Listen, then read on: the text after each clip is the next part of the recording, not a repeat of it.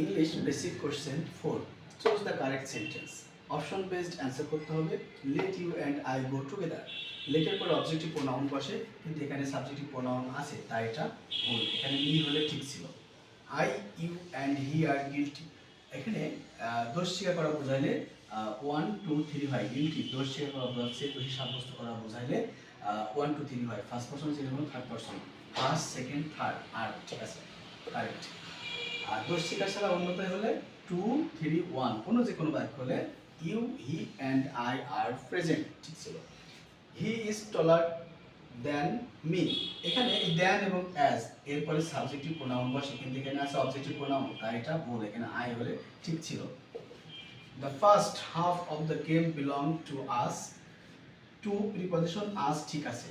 The second half to they, এই যে preposition, প্রিপজিশনের পরে যদি একটা প্রোনাউন আসে সেটা অবশ্যই অবজেক্টিভ প্রোনাউন হবে। এখানে দে বলে ঠিক ছিল, তার মানে দে আছে, এটা ভুল। অ্যান্সার হবে B, I, you and he are guilty. Thank you.